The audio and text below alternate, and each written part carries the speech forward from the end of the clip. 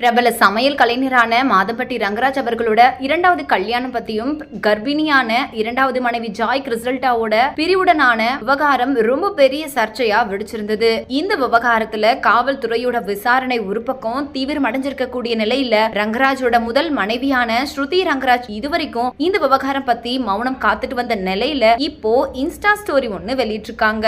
இது இந்த சர்ச்சையை பத்தி அவங்க வெளியிட்ட பகிரங்கமான முதல் பதிவு அப்படிங்கறதுனால சமூக வலைத்தளங்கள்ல இது ரொம்ப பெரிய விவாத பொருளா மாறி இருக்கு.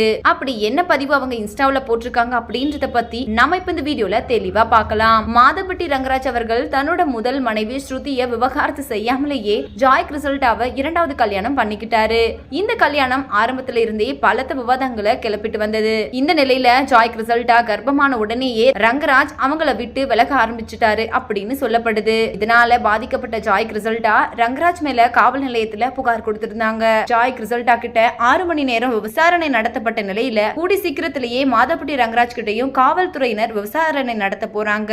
இந்த சர்ச்சை தீவிரம் அடைஞ்சிருக்கக்கூடிய நிலையில ஜாய் கிறிஸ்டல்டா கொடுத்த ஒரு பேட்டி இந்த விவகாரத்துல ஒரு புதிய திருப்பத்தை ஏற்படுத்துச்சு. அதுல அவங்க இரண்டாவது கல்யாணம் திருட்டு கல்யாணம் அப்படின்னு தானே எல்லாரும் நினைக்கிறாங்க.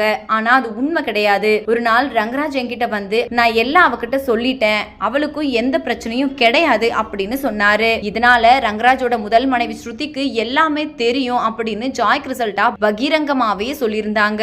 ஜாய் கிறிஸ்டல்டாவோட இந்த வாக்குமூலத்தால முதல் மனைவிக்கு எல்லாமே தெரிஞ்சுதான் இரண்டாவது கல்யாணத்துக்கு சம்மதம் தெரிவிக்கப்பட்டிருக்கா அப்படிங்கிற கேள்வி கூட எழுந்துச்சு. இந்த நிலையில தான் மாதம்பட்டி ரங்கராஜோட முதல் மனைவியான ஸ்ருதி ரங்கராஜ் தன்னோட இன்ஸ்டாகிராம் பக்கத்துல முதல் முறையா ஒரு பதிவை வெளியிட்டிருக்காங்க.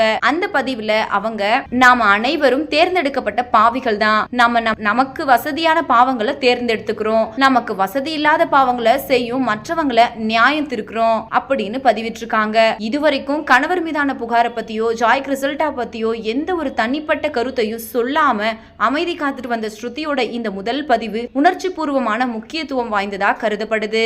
இந்த வீடியோவை பார்த்துட்டு இருக்கிற நீங்க மாதம்பட்டி ரங்கராஜோட முதல் மனைவியான ஸ்ருதி போட்டு இருக்கக்கூடிய இந்த பதிவை பத்தி நீங்க என்ன நினைக்கிறீங்க அப்படின்னு கமெண்ட் செக்ஷன்ல மறக்காம கமெண்ட் பண்ணுங்க. மேலும் இது போன்ற பல இன்ட்ரெஸ்டிங்கான அப்டேட்ஸ் தெரிஞ்சுக்கொள்ள நம்ம சேனலை மறக்காம சப்ஸ்கிரைப் பண்ணுங்க.